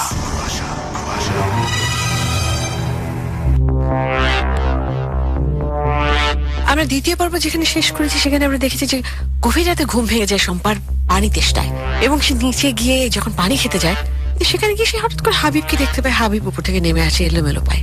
সে ভীষণ ভয় পায় এবং সে যখন উপরে ফেরত যায় গিয়ে দেখে হাবিব ঘুমন্ত। হাবিব কিছুই জানে না, প্রচন্ড ভয় পেয়ে যায় শম্পা, এবং হাবিব তাকে বোঝানোর চেষ্টা করে যে সে কখনোই নিচে যায়নি, সে ঘুমোচ্ছিল, এবং শম্পার চিৎকারে তার ঘুম ভেঙে যায়। তারপরে এবং এটা হাবিবকে বুঝিয়ে বলবার পর হাবিব বলেছে দরজা আটকিয়ে দিতে। এরপরে কি হচ্ছে কি হবে আমরা কিছুই জানি না। ভীষণ ভয়ঙ্কর কিছু অপেক্ষা করছে আমার ধারণা শম্পা এবং হাবিবের জন্য, এবং তাদের মিঠেখালিতে আসাটা যে কতটা ভুল হয়েছে এ পর্যন্ত শুনে নিশ্চয়ই আপনারা বুঝতে পারছেন। তা আসুন তাহলে শেষ পর্ব শুনি, আমরা শেষ পর্বেই সব রহস্যের সমাধান জানতে পারবো। চলছে কুয়াশা এবিসি রেডিও 89.2 FM। এখন শুনবেন গল্পের শেষ পর্ব। আপনার সঙ্গে আছি আমি শারমিন। দরজা আটকানোর ঠিক সাথে সাথে কিছু একটা এসে দরজায় ধাক্কা খেল। সামান্য দেরি হলেই ঘরে ঢুকে পড়তো। ওরা দুজনে প্রচন্ড ভয় হাঁপাচ্ছে। এরকম ভয়ঙ্কর পরিস্থিতিতে এর আগে কখনো পড়েনি। বুকের ভেতর ড্রাম বাজছে যেন। এদিকে ঘরের দরজায় অনবরত হিংস্র শব্দ করে যাচ্ছে কেউ একটা বা কিছু একটা। দরজা ধাক্কানোর দুমদুম শব্দে কেঁপে উঠছে দরজা। ওরা দুজন একজন আরেকজনের হাত ধরে রেখেছে শক্ত করে। হাবিব কিছু একটা বলতে যাচ্ছিল, এমন সময় বাংলোর ছাদে ধপ করে কি যেন পড়লো। চমকে গেল, মনে হচ্ছে ভারী কোনো জন্তু লাফ দিয়ে চালের উপর উঠে পড়েছে। অথচ বাংলোটা খোলা জায়গায় দাঁড়িয়ে আছে। খুব কাছাকাছি কোনো গাছও নেই যে কেউ গাছ বেয়ে উঠবে। এবার সত্যি সত্যি ভীষণ অসহায় বোধ করলো ওরা। হাবিবে আগে সামলে নিল, দ্রুত হাতে আটকে দিল জানালার কপাট। সাথে সাথে চালের উপর মরণ নৃত্য শুরু হয়ে গেল যেন। দম দম দমাদম কেউ যেন আপন মনে কিল বসিয়ে যাচ্ছে। দরজায় ঘা তো পড়ছিলই, এবার যেন সেটাও বেড়ে গেল। ওরা দুজনকে জড়িয়ে ধরে আছে। দুজনে বুঝলো যে আর কোনো আশাই নেই। কতক্ষণ যে কাঠের দরজা জানলা ওদের ঠেকিয়ে রাখবে কে জানে। পৃথিবী থেকে সম্পূর্ণ বিচ্ছিন্ন অবস্থায় এই করুণ অভিজ্ঞতা একটা দুঃস্বপ্ন হতে পারত, অথচ এটা কোনো দুঃস্বপ্ন নয়, নিদারুণ বাস্তবতা। ওরা যার যার মুখোমুখি দাঁড়িয়ে আছে। হাবিব একটু এগিয়ে গিয়ে কাঁপা কাঁপা হাতে জানালার কপাটটা একটু ফাঁক করে নিচে তাকালো। ওর দেখা দেখি এগিয়ে গেল শম্পাও, তবে না তাকালেই বোধহয় ভালো করতো। অন্ধকারে কোনো কিছুই স্পষ্ট দেখা যায় না, তবে চাঁদের আলোতে বাংলোর আঙিনাটা আলোকিত। আর সেই আলোতে দেখলো বাংলোর উঠোনে দাঁড়িয়ে আছে অসংখ্য ছায়ামূর্তি। এত দূর থেকে তাদের চেহারা দেখা যায় না, তবে তাদের ভঙ্গিতে এক ধরনের তাড়া আর হিংস্র ভঙ্গিতে ওদের দিকে তাকিয়ে আছে যেন। ওরা শিউরে উঠল এবং সরে গেল জানলার ওপাশ থেকে। সরে আসার সময় শম্পার কেন যেন মনে হয় জটলাটা ঠিক মাঝখানে পরিচিত একটা অবয়বের মতন দেখা গেল যেন। চলে এসো, আমার হাতটা ধরো শক্ত করে। আমাদের কি মেরে ফেলবে ওরা? সব ঠিক হয়ে যাবে শম্পা। কিভাবে? এখান থেকে বের হওয়ার কোনো রাস্তা নেই। ছাদে, দরজায়, মাটিতে সবখানে ওরা অপেক্ষা করছে আমাদের জন্য। একটু মৃত্যু মৃত্যু আমাদের জন্য অপেক্ষা করছে। একটু ধৈর্য ধরো, এটা নিশ্চয়ই কোনো দুঃস্বপ্ন হতে পারে, পারে না? একটু পরেই হয়তো আমরা আমাদের বাসায় ঘুম থেকে উঠে যাব, চা বানিয়ে বারান্দায় বসে গল্প করব। তুমি শব্দ পাচ্ছ না? দরজার বাইরে মনে হচ্ছে অনেকেই জড়ো হয়েছে। দেখো দেখো, ওরা দরজা ধাক্কাচ্ছে। আমরা দরজা খুলছি না কেন? আমরা তোমার কি খুলে দেবো, খুলে দেবো। তোমার কিচ্ছু করতে হবে না, কিচ্ছু না, তুমি শুধু একটু শান্ত হও, একটু। কিন্তু ওরা তো শম্পা, শম্পা, এই শম্পা, এদিকে তাকাও, এদিকে তাকাও।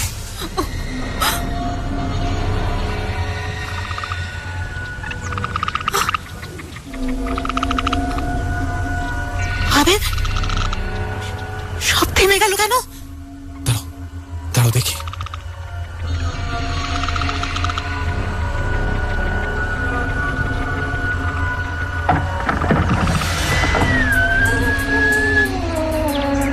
ভোরের আলো ফুটছে।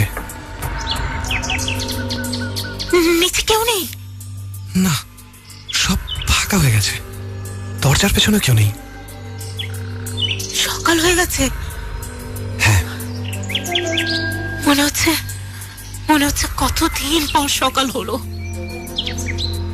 এখন বাইরে যাওয়াটা নিরাপদ না, আর সকাল যেহেতু হয়েই গেছে, অন্তত এখানে এখন আর ভয়ের কিছু নেই। চলো একটু বিশ্রাম নেওয়া যাক। আমাদের কারোই দাঁড়িয়ে থাকার শক্তিটা পর্যন্ত নেই, এত পরিশ্রম নিতে পারছে না শরীর। ঘুম থেকে উঠেই আমরা এখান থেকে চলে যাব, দরকার স্টেশনে গিয়ে বসে থাকবো। হাবিব, তুমি আমাকে শক্ত করে ধরে রেখো। আচ্ছা আচ্ছা। বাইরে যাবে না তো? না, কোথাও যাব না, তুমি ঘুমাও, এই যে আমি আছি, তোমার পাশেই আছি। হঠাৎ করে পাওয়া এই নিরাপত্তা কিংবা সারাদিনের অমানসিক ক্লান্তিতেই হোক, কিছুক্ষণের মাঝে দুজন গভীর ঘুমে তলিয়ে গেল। হাবিবার সম্পাকে দেখে কে বলবে যে কিছুক্ষণ আগে জীবনের সবচেয়ে ভয়ঙ্করতম আর অসহায় পরিস্থিতি পার করেছে দুজন। ঘুমের ভেতর মানুষের যেন কোনো চিন্তা থাকে না, ভয়ানক দুশ্চিন্তাও তখন মিলিয়ে যায়। সবাই ফিরে যায় পৃথিবীর সেই প্রাচীনতম গুহায়, যার আদি অন্ধকারে একসময় গভীর ঘুমে আচ্ছন্ন ছিল আমাদের পূর্বপুরুষেরা। তাদের স্বপ্নেও কি আমরাই ছিলাম? হাবিব যখন চোখ খুলল, প্রথমে একটা অজানা অশুভ শঙ্কা ওর মাথায় ডানা ঝাপটে উঠল। পাশে তাকিয়ে দেখলো শম্পা এখন ঘুমোচ্ছে। ওকে না জাগিয়ে আস্তে করে উঠে দাঁড়ালো সে। ঘরের একমাত্র জানালাটা বন্ধ দেখে তার মনে পড়ে যায় রাতের কথা। ভয়াবহ একটা রাতের শেষে অসম্ভব ক্লান্তিতে ভয়ের কোলে মাথা রেখে ঘুমিয়ে পড়েছিল ওরা। ওদের যতটা তাড়াতাড়ি সম্ভব বের হতে হবে কথাটা মনে হতেই দ্রুত হাতে জানালার কপাটটা খুলে দেয় সে। জানালা খুলতে এক ফালি আলো লাফ দিয়ে ঘরের মেঝেতে লুটোপুটি খেতে থাকে, কিন্তু সেদিকে তাকিয়ে হাবিবের ভ্রম কুঁচকে যায়। সে দ্রুত ছুটে যায় বিছানার কাছে। এখনো নিশ্চিন্ত মনে ঘুমিয়ে আছে শম্পা, জানতেও পারছে না কি বিপদ ঘনিয়ে আসছে কালো মেঘের মতো। শম্পা, এই শম্পা, ওঠো।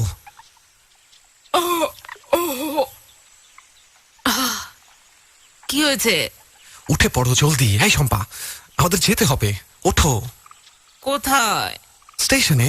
এখান থেকে পালাতে হবে, দুপুর হয়ে গেছে। হ্যাঁ, দুপুর হয়ে গেছে মানে? এত সময় ঘুমিয়েছি আমরা? হ্যাঁ, ক্লান্ত ছিলাম, কোনো অ্যালার্মও ছিল না, এই জন্য বোধ হয়। রহমত মিয়া তো জাগাতে পারতো। এখন সব বলে কোনো লাভ নেই, যত তাড়াতাড়ি পারা যায় স্টেশনে পৌঁছাতে হবে। একটু পরে অন্ধকার নামতে শুরু করবে, তৈরি হয়ে নাও। আচ্ছা আচ্ছা। হাবিব ও শম্পা তৈরি হয়ে দ্রুত নেমে এলো নিচতলায়। আগের দিনের মতোই টেবিলে খাবার ঠেকে রাখা, কিন্তু আশেপাশে কোথাও রহমত মিয়াকে দেখা যাচ্ছে না। কয়েকবার রহমত মিয়ার নাম ধরে ডাকাডাকি করে কোনো ফলাফল হলো না। খাবার দেখে ওরা বুঝলো প্রচন্ড খিদে পেয়েছে। অল্প কিছু খেয়ে নেবে বলে খাবার টেবিলে বসলো ওরা। বিপদ আপদে ক্ষুধা নামক ব্যাধি থেকে বেঁচে থাকা যায় না। দুজনের কারো মুখে কোনো কথা নেই। এদিকে লম্বা লম্বা পায়ে বাইরে নেমে আসছে অন্ধকার, সেদিকে চেয়ে মুখ কালো হয়ে আসছে শম্পার। বোঝাই যাচ্ছে ভয়ঙ্কর অমঙ্গল চিন্তা পেয়ে বসেছে তাকে। এক রাতেই চোখের নিচে কালি পড়ে গেছে। হাবিব কিছু বলছে না দেখে শম্পাই মুখ খুলল। ওর গলার আওয়াজ কেমন যেন ভেঙে গেছে। কিন্তু আমরা যাব কিভাবে? এই রহমত মিয়াকে নিয়ে তো ভারী বিপদ হলো। তাকে যে স্টেশনে যাওয়ার জন্য ভ্যান বের করতে বলবো, তার কি কোনো উপায় আছে? বাইরে কিন্তু অন্ধকার নামতে শুরু করবে। আরো আগে বের হতে পারলে এতক্ষণ স্টেশনে পৌঁছে যেতে পারতাম। এখন বের হলেও হয়তো সন্ধে নামার আগেই পৌঁছে যাওয়া যেত, কিন্তু তার তো কোনো খবরই নেই। আপনারা উঠে গেছেন? উফ, রহমত মিয়া, আপনার দেখা মিলল তাহলে। কাকে এমন একটা ঘটনার পর কোথায় উধাও হয়ে গেলেন? আর সকালে আমাদের জাগাবেন না?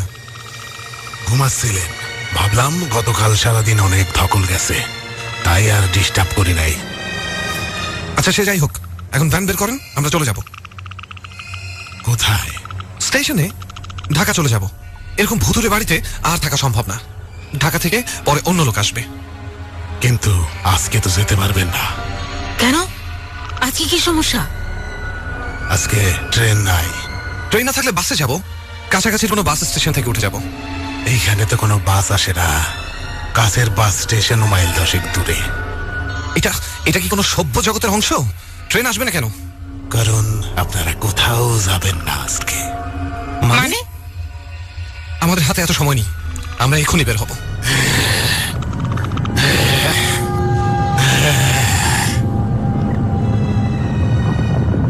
আর এরপর যা হলো তার জন্য হাবিব বা শম্পা কেউই প্রস্তুত ছিল না। রহমত মিয়ার চেহারাটা একটা রাগের ভয়ঙ্কর রূপ নিল। বিকৃত হয়ে এলো মুখটা। কিছু বোঝার আগে হাবিবের হাত থেকে লাগেজটা নিয়ে ছুঁড়ে মারল দূরে। মুখ দিয়ে বেরিয়ে এলো অস্পষ্ট গর্জন। তার এই পরিবর্তনে বেশ ভড়কে গেল হাবিব শম্পা। হাবিব কিছু একটা বলতে যাচ্ছিল, কিন্তু তার আগে রহমত মিয়া ঝাঁপিয়ে পড়লো হাবিবের উপর। গলায় রহমত মিয়ার হিম শীতল হাতের স্পর্শ পেয়ে হাবিবের মনে হলো কিছু একটা প্রচন্ড ভুল হয়েছে। একটা অশুভ ভয় কুঁকড়ে গেল সে। শরীরের সবটুকু শক্তি দিয়ে সে বাধা দেওয়ার চেষ্টা করেও কোনো লাভ হলো না। ওর গলায় আরো তীব্রভাবে চেপে বসছে রহমত মিয়ার আঙুল। রহমত মিয়ার চোখের দিকে তাকিয়ে শিউরে ওঠে হাবিব। এই চোখ কোনো মানুষের চোখ হতে পারে না। টকটকে লাল বর্ণ ধারণ করেছে চোখ দুটো। সেদিকে তাকিয়ে প্রাণপণে নিঃশ্বাস নেওয়ার চেষ্টা করে হাবিব। বাতাস হাতড়ায়, কিন্তু ফুসফুসে ভরার জন্য যথেষ্ট বাতাস পায় না। ওর শরীরটা নিস্তেজ হয়ে আসছে। মনে হচ্ছে আর বেশিক্ষণ টিকে থাকতে পারবে না এই পিশাচের বিরুদ্ধে। ধীরে ধীরে ঝাপসা হয়ে আসছে চারপাশ। ঠিক এমন সময় হঠাৎ করে ঢিল হয়ে আসে রহমত মিয়ার আঙুল। হাবিবকে ছেড়ে দিয়ে কাটা কলা গাছের মতো থপ করে পড়ে যায় মাটিতে। চোখ খুলে হাবিব দেখে একটা কাঠের পিঁড়ি হাতে দাঁড়িয়ে আছে শম্পা। কিছুই মাথায় ঢোকে না তার। পড়ে থাকা রহমত মিয়া, পিঁড়ি হাতে শম্পা, কিছুই না। একটা কথাই শুধু তার মাথায় আসে, পালাতে হবে, যত তাড়াতাড়ি সম্ভব এখান থেকে পালাতে হবে।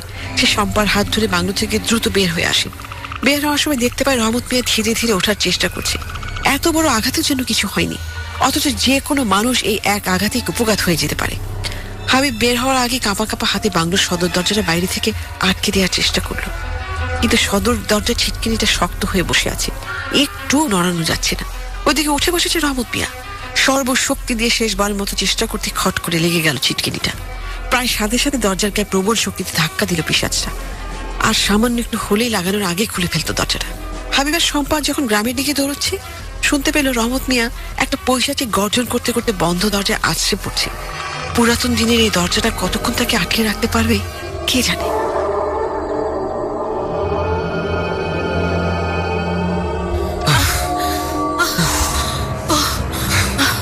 আমি আর পারছি না। এই তো আর একটু এগুলোই গ্রামের বাড়ি ঘর পেয়ে যাব। আর কতক্ষণ? সে কখন থেকে ছুটছি আমরা। আচ্ছা আচ্ছা, এখানে বসে একটু জিরিয়ে নেই, একটু।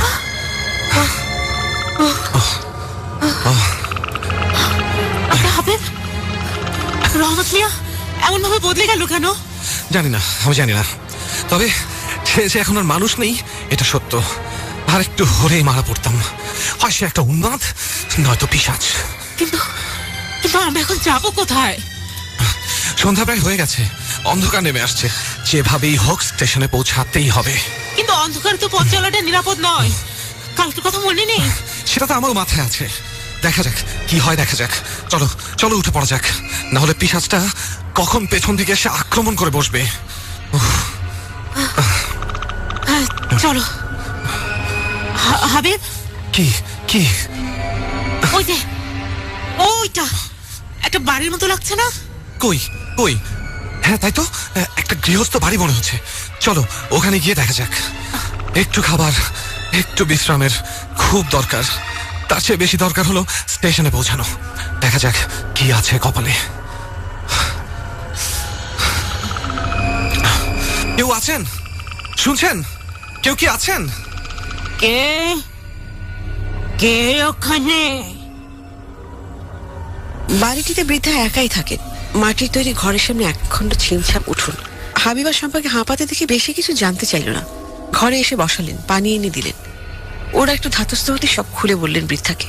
শুনে তাকে বেশ চিন্তিত দেখালো। ওদেরকে বসতে বলে উঠে গেলেন। একটু পরে ফিরে এলেন একটা কুপি আর কিছু মুড়ি নিয়ে। কুপি দেখে ওদের খেয়াল হলো বাইরে ঘন অন্ধকার জমাট বাঁধতে শুরু করেছে। তারা বৃদ্ধাকে অনুরোধ করলো ওদেরকে স্টেশনে দিয়ে আসতে। সেখানে স্টেশন মাস্টারের কাছে গেলে তিনি একটা না একটা উপায় বাতলে দিতে পারবেন বলে তাদের বিশ্বাস। বৃদ্ধা ওদের জানানো স্টেশন মাস্টারের বাড়িটি কাছে, তারা চাইলে তিনি তাদেরকে পথ দেখিয়ে নিয়ে যেতে পারেন। অন্ধকারে এবার তাদের হাঁটতে অতটা অসুবিধা হলো না। বৃদ্ধা ওদের সামনে সামনে যাচ্ছে কুপি হাতে। অল্পক্ষণের মধ্যে ওরা ঝিঝি ঢাকা পথ পেয়ে একটা আধা পাকা বাড়ির সামনে এসে পৌঁছাল। বৃদ্ধা বাইরে থেকে ডাক দিতে স্টেশন মাস্টার ভদ্রলোক বাইরে বেরিয়ে আসলেন। গায়ে অতি সাধারণ সেই চেক শার্ট। তিনি কুপির আলোতে ভালো মতো ওদেরকে দেখে মোটামুটি আকাশ থেকে পড়লেন। আজকে তাহলে ট্রেন নেই? না, আজকে বন্ধ। কালকে সকালে আসবে ট্রেন। আশেপাশে কোনো বাস স্টেশন? সেটাও অনেক দূরের পথ। দেখছেনই তো, গ্রামে গাড়ি টাড়ি নাই তেমন। যাদের রিক্সা ভ্যান ছিল বেশিরভাগই ফসল কাটার জন্য পাশের গ্রামে চলে গেছে। তাছাড়া গ্রামের রাস্তা অন্ধকারে বোঝেনি তো। আচ্ছা বুঝলাম, কিন্তু আমাদের তো রাতে কোথাও থাকতে হবে। বাংলোতে যাওয়ার তো প্রশ্নই ওঠে না। সবই তো বললাম আপনাকে। না না, বাংলোতে গিয়ে আর কাজ নেই। আপনারা এই গরিবের বাড়িতে রাতটা থাকেন। কাল সকালে আমি আপনাদের ট্রেনে তুলে দিব। স্টেশন আমার বাড়ি থেকেই দেখা যায়। কিন্তু রহমত মিয়ার ব্যাপারটা কি? তাছাড়া ও যদি রাতে আবার আসে এদিকে তখন? এটা তো খুব চিন্তার কথা বললেন। রহমত নেশা করে জানতাম, কিন্তু এমনটা কখনো শুনিনি। তবে আপনারা নিশ্চিন্তে থাকতে পারেন, আমার এদিকে আসার সাহস সে করবে না। আমি ঢাকায় গিয়েই ওর কথা বলবো। জেল বা পাগলা গারদের যে কোনো একটাই গিয়ে থাকতে হবে ওকে। সে যা খুশি করবেন। এখন হাত মুখ ধুয়ে নেন, খেয়ে দিয়ে শুয়ে পড়েন। সারাদিন অনেক পরিশ্রম গেছে আপনাদের।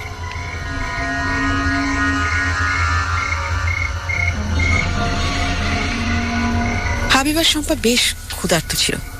স্টেশন মাস্টারের বাড়িতে তাই গোগ্রাসে রাতের খাবার শেষ করলো। খাওয়া শেষ হতে ক্লান্তিতে ঘুম চোখে জড়িয়ে আসতে চাইল, যেন অনেক কাল ঘুমায়নি ওরা। স্টেশন মাস্টার হাফিজউদ্দিন ভূঁইয়া ওদেরকে একটা ঘর দেখিয়ে দিলেন। খুব একটা বড় নয়, তবে পরিপাটি করে গোছানো। একটা বিশাল বিছানা, যাতে অন্তত 4 জন ঘুমোতে পারবে। যাওয়ার আগে একটা কুপি দিয়ে গেলেন আর বলে গেলেন অযথা ভয় পাওয়ার দরকার নেই, তিনি পাশের ঘরে আছেন, কোনো কিছু লাগলে তাকে বলতে। ওরা দুজনেই তাকে কয়েকবার করে ধন্যবাদ জানালো। খুব মাত্র চোখে লেগে এসেছিল। এমন সময় ভীষণ পানির পিপাসা পেল হাবিবের। ব্যাপারটা ভুলে ঘুমিয়ে পড়ার চেষ্টা করলেও সুবিধা করতে পারল না। তৃষ্ণায় যেন বুক ফেটে যাচ্ছে। হাবিব উঠে বসল। অন্ধকারটা চোখে শুয়ে আসার জন্য কিছুটা সময় নিল। হ্যাঁ, এখন অন্ধকারে আবছা আবছা ভাবে দেখা যাচ্ছে অনেক কিছু। হাত ঘড়িটা বের করে দেখে নিল, মোটে রাত 11:30। সে একবার ভাবলো শম্পাকে ডাক দেবে, কিন্তু গভীর ঘুমের মধ্যে জাগানোটা ঠিক হবে কিনা এই ভেবে নিজেই উঠে দাঁড়ালো। হাফিজউদ্দিন সাহেবকেও ডাকার দরকার নেই, তিনিও নিশ্চয়ই এতক্ষণে ঘুমিয়ে পড়েছেন। এছাড়া হাবিব দেখেছে কোথায় পানির জগ আর গ্লাস রাখা আছে। ওদের ঘর থেকে বেরিয়ে বারান্দাটার ধারি। হাবিব আস্তে করে ঘর থেকে বেরিয়ে এলো। বারান্দা মতো জায়গাটায় পা রাখতে দেখলো পাশের ঘর থেকে আলো আসছে। কি ব্যাপার? হাফিজউদ্দিন সাহেব এত রাত পর্যন্ত জেগে আছেন নাকি? নাকি তার অনেকটা রোগ আছে? হাবিব ভাবলো তার সাথে টুকটাক কথা বলবে নাকি, কিন্তু সেদিকে পা বাড়ানোর আগে ঘরের ভেতর থেকে কিছু কথাবার্তা, কিছু শব্দ ভেসে এলো। এত রাতে কার সাথে কথা বলছেন তিনি? তার বাড়িতে তো তিনি ছাড়া আর কেউ থাকেন না। তার স্ত্রী তো বাবার বাড়িতে থাকেন। তাহলে কার সাথে কথা বলছেন তিনি? ওই 2 দিনের ঘটনায় বেশ অভিজ্ঞতা হয়েছে হাবিবের। সে পা টিপে টিপে হাফিজউদ্দিন সাহেবের খোলা দরজার দিকে এগোলো। ধীরে ধীরে দরজার কাছে গিয়ে উঁকি দিল ভেতরে। যা দেখলো তারপর তাতে পানি পিপাসা রইল না তার। ঘরের ভেতর মাঝখানে একটা কুপি রেখে বসে আছে স্টেশন মাস্টার, রহমত মিয়া আর সেই বৃদ্ধা যার বাড়িতে তারা আশ্রয় নিয়েছিল। নিজেদের মধ্যে নিচু গলায় কথা বলছে তারা। চারিদিক চুপচাপ বলে কান খাড়া করে কি কথা হচ্ছে শোনার চেষ্টা করলো হাবিব। ওদের আরো আগে আটকানো উচিত ছিল। তুমি তো জানোই তাতে যোগ্য হতো না। কিন্তু যজ্ঞের সময় হতে আর কত দেরি? পূর্ণিমার চাঁদ যখন ঠিক মাথার উপরে থাকবে আর কিছুক্ষণ পরে।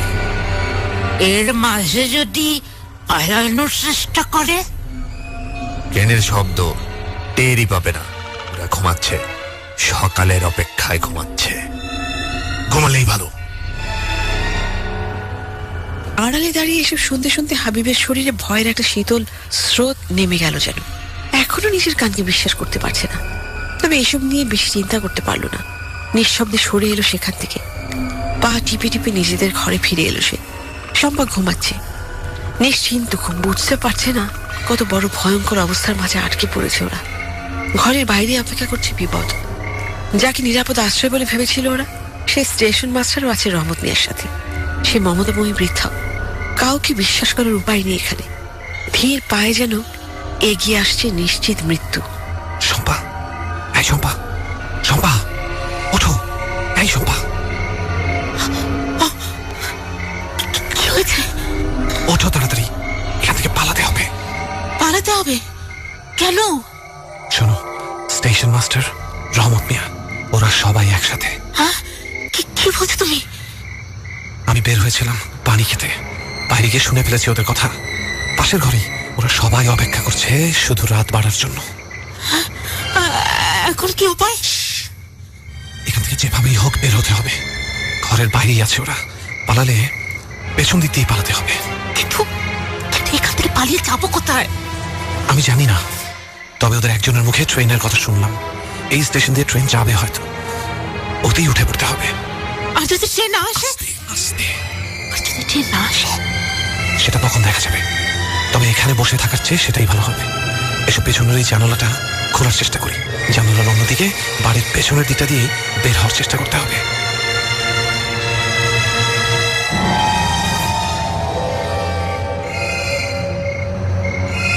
ঘরের পেছনের জানালাটা খুলতে বেশ ঝামেলা পোহাতে হলো ওদের। কাঠের কপাট অনেকদিন খোলা হয় না বলে আটকে ছিল শক্ত করে। তার উপর আওয়াজ যাতে না হয় সেদিকেও খেয়াল রাখতে হচ্ছিল। কিছুক্ষণ চেষ্টা করার পর জানালাটা যখন অল্প একটু ফাঁক হয়ে গেল, এক ঝাপটা মুক্ত বাতাস হাবিবার শম্পার চোখে মুখে শীতল পরশ বুলিয়ে দিয়ে গেল। জানালা বলেই হয়তো আকারে অপেক্ষাকৃত বড়। ধীরে ধীরে দুই হাত ভর দিয়ে নিজের শরীরের উপরের অংশ জানালার বাইরে বের করলো হাবিব। খুব সাবধানে নড়াচড়া করতে হচ্ছে তাকে। সামান্য শব্দ হলে শোনা যাবে পাশের ঘর থেকে। তারপর আস্তে আস্তে এক পা বের করে আনতেই মৃদু ক্যাচ ক্যাচ শব্দ করে প্রতিবাদ জানালো কাঠের তক্তা। হাবিবের মনে হলো এই শব্দ নিশ্চয়ই স্টেশন মাস্টারের কানে যাবে। কিন্তু কিছুক্ষণ ওইভাবে থাকার পর যখন আর কোনো শব্দ হলো না, আলতো করে অন্য পাটাও বাইরে বের করে আনলো সে। মাটিতে পা রেখে সম্পার দিকে হাত বাড়িয়ে ওকে ধরে নামাতে সাহায্য করলো। এবারও জানালাটা আগের চেয়ে আরেকটু উঁচু স্বরে শব্দ করে উঠল। হাবিবের মনে হলো এবার বোধহয় আসলেই ধরা পড়ে যাবে। কিন্তু ভাগ্য ভালো বলতে হয়। ঠিক সে সময় আরেকটা একটানা বাঁশির মতো শব্দে জানালার শব্দটা ঢাকা পড়ে যায়। শম্পাকে মাটিতে নামিয়ে কান খাড়া করে অন্ধকারের সরু বুক চিরে আসা শব্দটা ভালো করে শোনার চেষ্টা করলো হাবিব। আনন্দে ওর বুক নেচে উঠল। হ্যাঁ, ট্রেনের শব্দই তো, কিন্তু অন্ধকারে কিছুই ভালো মতো দেখা যাচ্ছে না।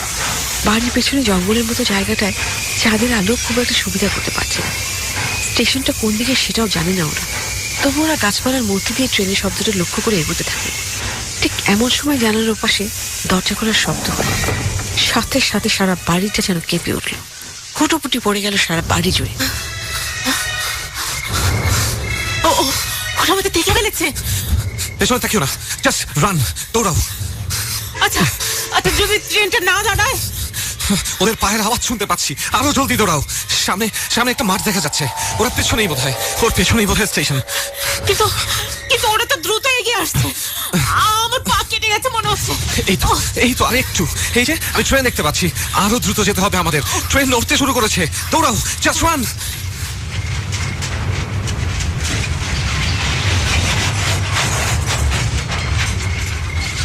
তারপর কি হয়েছিল ঠিক মনে নেই হাবিব সবার।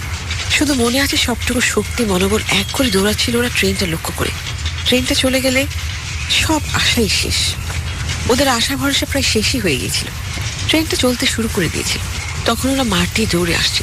হঠাৎ একজন যাত্রী জানালা দিয়ে দেখে যে দূরে মাঠের ভিতর দিয়ে প্রাণপণে ছুটে আসছে দুজন মানুষ। প্রথমে ভেবেছিল চোখের ভুল, কিন্তু পরক্ষণেই চেইন টেনে ট্রেন থামালে দেখা যায় মোটেও ভুল দেখেনি যাত্রীটি। ট্রেনের দরজার কাছে এসে অচেতন হয়ে পড়েছেন দুজন নরনারী।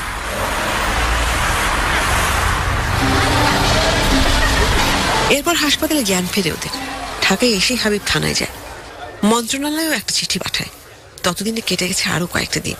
ও বা শম্পা কেউ এক মুহূর্তের জন্য ভুলতে পারছে না সেই ভয়ঙ্কর ঘটনাটা। এর কয়েকদিন পরে ওর ডাক পড়ে থানায়। আসুন আসুন, বসুন মিস্টার হাবিব।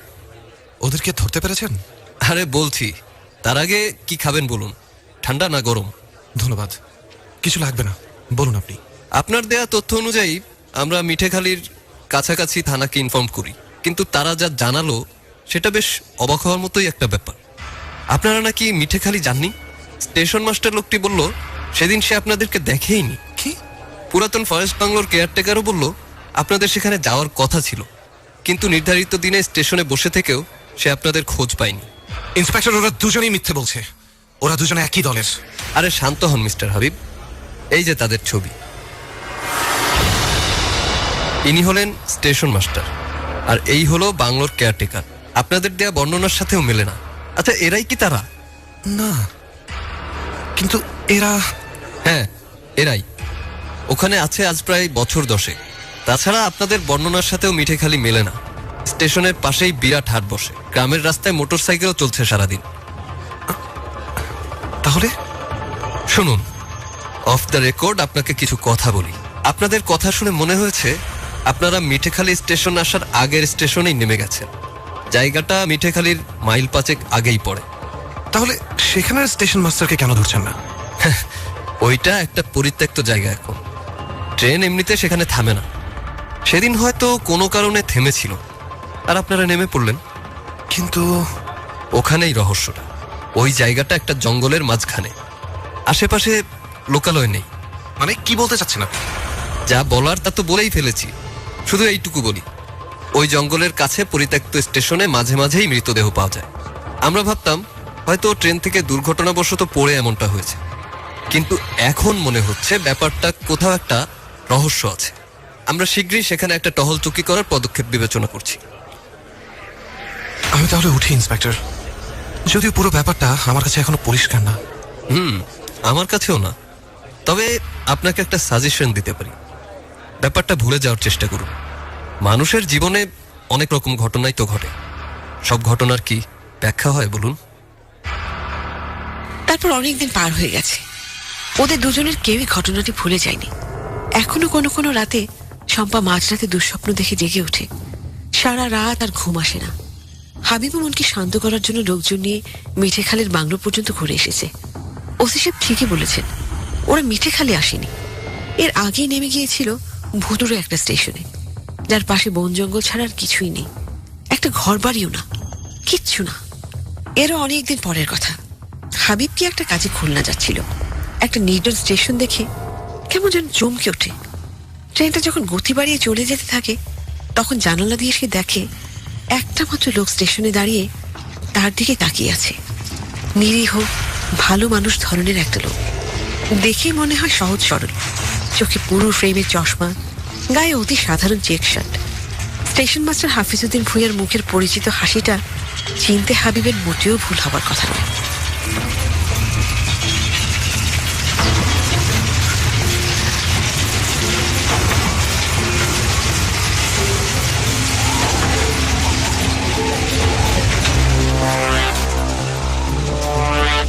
এতক্ষণ ধরে শুনছিলেন আজকের কুয়াশার গল্প, যার নাম মিঠেখালির বাংলো। লিখেছেন ইমরান নিলয়, আর নাট্যাংশ পরিচালনায় ছিলেন সাকিব ফারজানা, সাউন্ডে ছিলেন খালিদ। আর জানিয়ে দিচ্ছি যারা আজকের এই গল্পের বিভিন্ন চরিত্রে অভিনয় করেছেন তাদের নামগুলো। হাবিবের চরিত্রে অভিনয় করেছেন রেহান, শম্পার চরিত্রে সাকি, রহমত মিয়ার চরিত্রে সেতু, স্টেশন মাস্টারের চরিত্রে সাইফ, বৃদ্ধার চরিত্রে সাকি এবং ওসির চরিত্রে মঞ্জু। এই ছিল আজকের কুয়াশার কলা কুশলীদের নাম। আগামী সপ্তাহে আবারও ঠিক একই সময় অর্থাৎ রাত 11টার খবরের পর সোমবার হাজির হচ্ছি আমি শারমিন কুয়াশায়। সে পর্যন্ত এবিসির সঙ্গেই থাকবেন আর ভালো থাকবেন। শুভরাত্রি।